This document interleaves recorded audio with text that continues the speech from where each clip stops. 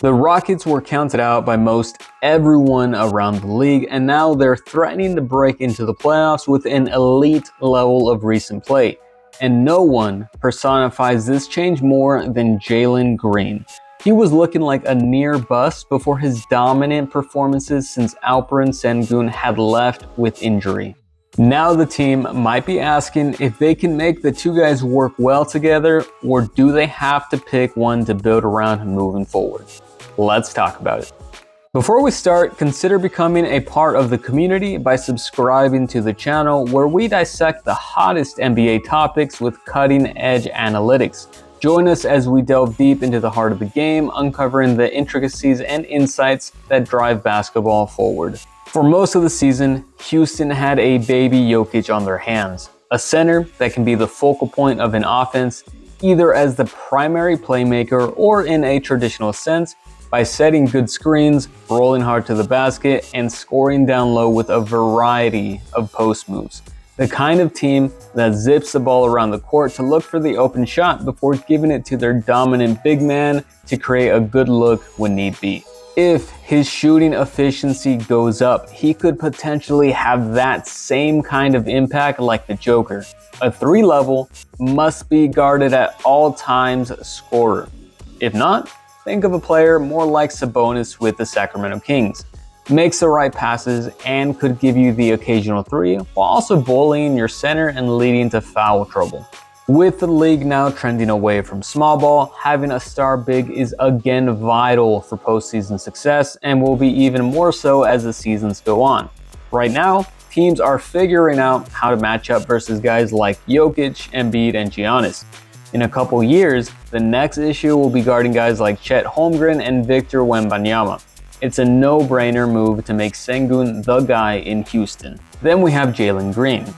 For most of his young career, he's been an inefficient, hyper-athletic player with a lot of bad habits.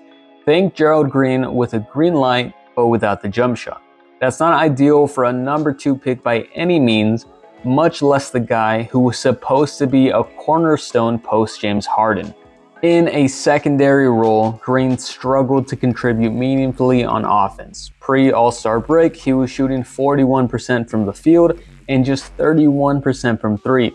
His shot was just not falling. On catch and shoot, Jalen only connected on 28% and just 30% on his pull-up threes.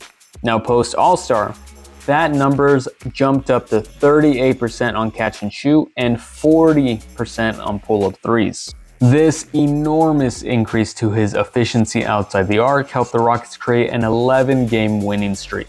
But we must ask if this small sample size is worth buying into.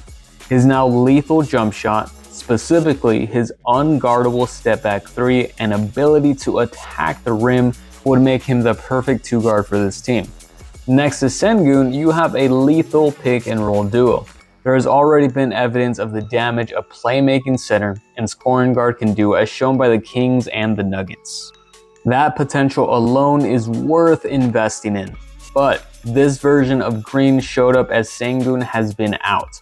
Green has had a larger role in the offense, taking more shots and having a longer leash to create the looks that he wants. In my opinion, this has allowed him to get the rhythm he needs by going into dribble moves and picking his spots versus getting quick shots off of a pass. He's averaging 3 more shots per game, where he takes 3 or more dribbles, and 2 more where he holds the ball for 6 or more seconds. As of right now, he's just a different player when he is the main guy. But this is where the issue arises. This version of Jalen Green by all means should have the reins to the offense. He can warp opposing defenses with his scoring threat, but this potentially means giving Sengun a lesser role, stunting his growth in the long run, almost capping his potential to the Sabonis role. That's fine and worth it as shown by Houston's recent success, but it's extremely risky given that this sample size is just a fraction of Green's largely disappointing 3-year career. Then there comes the issue of the uniqueness of a player archetype. Scoring guards are a dime a dozen in this league. A new one seems to take the spotlight each year, and you'd be hard-pressed to find teams without one.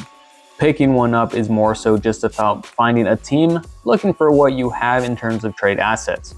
Versatile bigs are much harder to come by. If you have one, you tend to pay what it takes to avoid going through the trouble of finding a replacement. If Houston does decide to take a bet on Jaylen with a max extension and his production falls back to his career averages, you end up with one of the league's worst contracts and handcuff your ability to pay other guys and or build with free agency, thus wasting some of the prime years of Sengun and the other young guys. But on the other hand, there's always the possibility that not keeping him could hurt if he continues to blossom on a different team, while it turns out that Sengun is already his best self or even regresses. This isn't a new situation to be in for an NBA team. Most of the time, in this situation, both players are signed and you hope for the best. But either way, good luck to the Rockets GM because that's not a situation I'd want to be in. Don't forget to subscribe.